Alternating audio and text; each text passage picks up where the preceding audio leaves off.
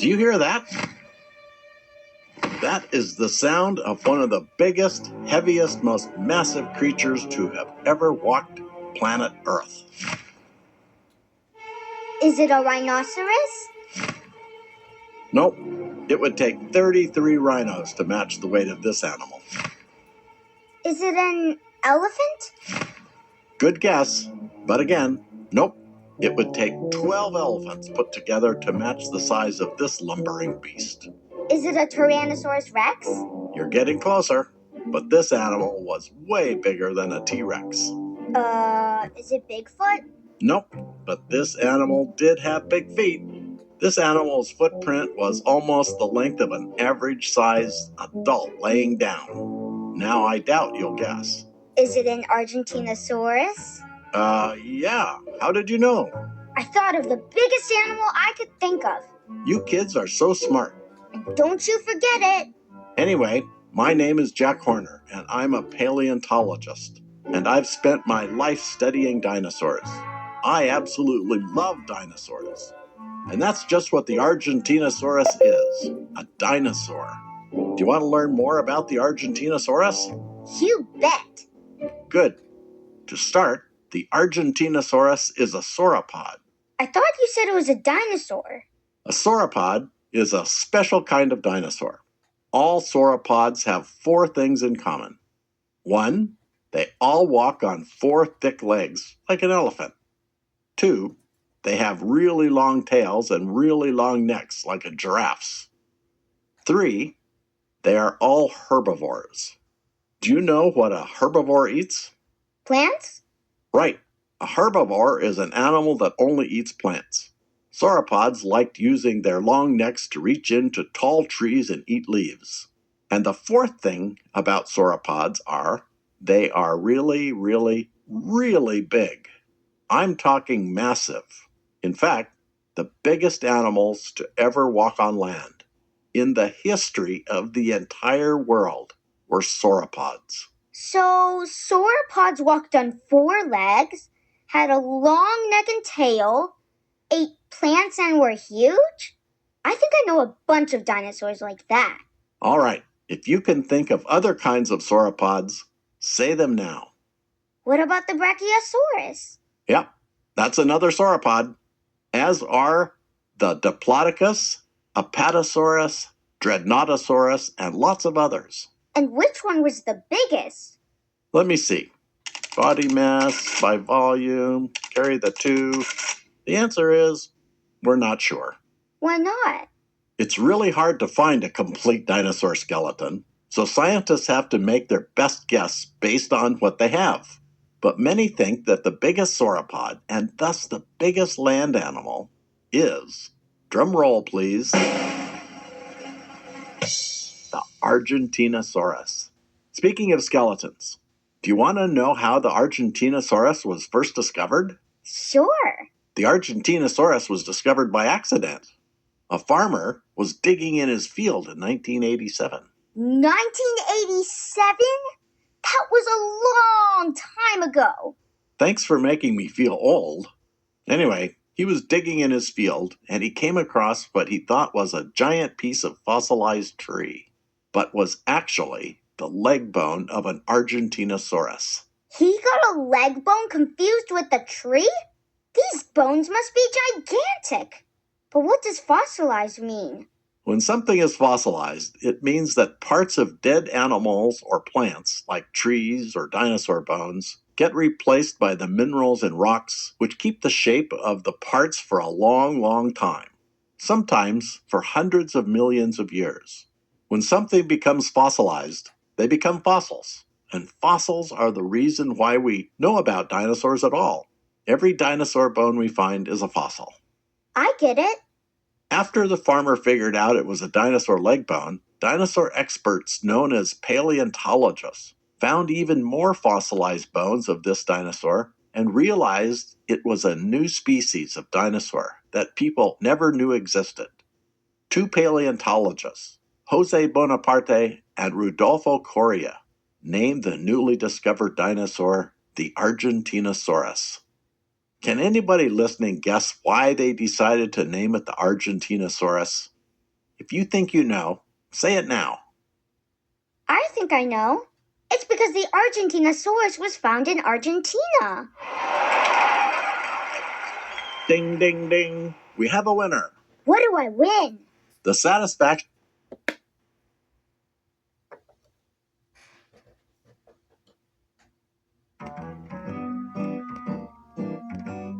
My name is Jack Horner, and I'm a scientist, paleontologist, and most importantly, a dinosaur lover. And today I'm going to talk about some real boneheads. What? You heard me right. We're going to discuss the biggest boneheads of all the dinosaurs, the Pachycephalosaurus. The what? Yeah, this dinosaur has a name as long as a diplodocus. So let's break the name down and say it together. Ready? Yeah. Great. Repeat after me. Pachy. Pachy. Cephalo. Cephalo. Saurus. Saurus. Now, all together. Pachycephalosaurus. Pachycephalosaurus. Great job. The Pachycephalosaurus was a dinosaur that lived in the late Cretaceous period around 68 to 66 million years ago, right before dinosaurs went extinct. They lived at the same time and shared the land with the Triceratops, Ankylosaurus, and Tyrannosaurus rex in what is now the western United States and Canada. Today, this area is pretty cold and dry, but back then it was warm with swampy forests of cypress, redwoods, and oaks, and growing under them, ferns and flowery shrubs. Bones of the Pachycephalosaurus have been found in states like Montana, South Dakota, and Wyoming. In fact, the scientific name for the Pachycephalosaurus is named after the state Wyoming. It's Pachycephalosaurus wyomingensis. Try saying that 10 times fast.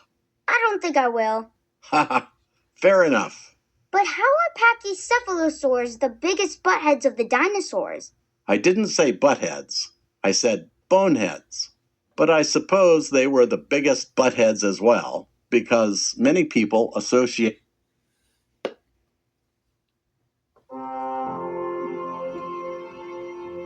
Quiz time. Are you ready? Yeah. There was a dinosaur that walked on all fours, was the length of a medium-sized school bus, and had 3 horns. What dinosaur am I talking about? I know, the Triceratops. That's right.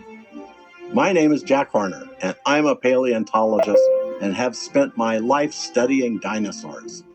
I absolutely love dinosaurs. And today we're going to talk about one of the most famous dinosaurs of all, the Triceratops. There are some things that everybody knows about the Triceratops, but I'm going to tell you some fun facts about the Triceratops that are going to blow your mind. We'll see about that. I know lots about the Triceratops. You do? That's awesome. Well, let's start with the basics. The Triceratops is a dinosaur that lived in western North America around 68 to 66 million years ago. This was so long ago that people, cats, dogs, elephants, and almost every other animal on Earth today didn't exist yet and wouldn't for a long, long time. This is a time when dinosaurs ruled the Earth. That wasn't too dramatic, was it? I liked it. Thanks. So, are there any animals that exist today that lived with the dinosaurs? Actually, yes. Back then, there were crocodiles, bugs like bees and cockroaches, sharks, and even some birds and mammals. But the most common and dominant animals were dinosaurs.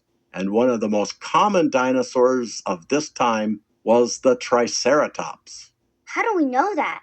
Because the Triceratops is one of the most common types of dinosaur bones we've found. Triceratops skeletons have been found in states like Montana, North Dakota, South Dakota, Colorado, and Wyoming. And they've also been found in parts of Canada. That's right. These dinosaur bones have really fascinated people because of their interesting skulls. A skull is another word for a bony head.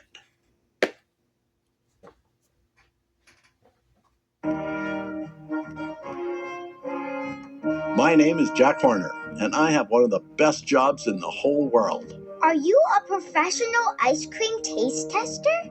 Nope, but that's a pretty cool job too. Actually, I'm a paleontologist. Do you know what a paleontologist does?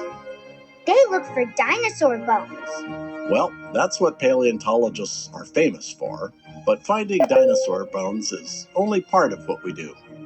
Paleontologists are scientists, and like all scientists, paleontologists are a lot like detectives. How's that? Well, like detectives, scientists piece together clues to find answers to mysteries. For paleontologists, we are looking for the answers to the mysteries of what life was like on Earth way before humans ever existed. And one of the best clues we use is Dinosaur bones! well, let's call them fossils. What's the difference? You see, not every paleontologist studies dinosaurs. Paleontologists study fossils throughout history, from the time before dinosaurs to more recent times. There is a lot of history before mankind and lots of plants and animals to discover. If I were a paleontologist, I'd only want to study dinosaurs. Well, I admit, dinosaurs are pretty great. Loving dinosaurs is a big reason why many people become paleontologists in the first place, including me. But there's a second reason why we should say fossils instead of dinosaur bones, and it's that not all fossils are bones. A fossil is any evidence of plants or animals that got preserved for a long time. And lots of the time it's bones, but sometimes it's something else. Like what? Like footprints, eggshells, trees, and even poop. No way! Here's a fun fact that will impress your parents and teacher. Fossilized poop is called coprolite. Wow, cool. Coprolite. Is that right? It is. Great job. So bones aren't the only things that can be fossils? That's right.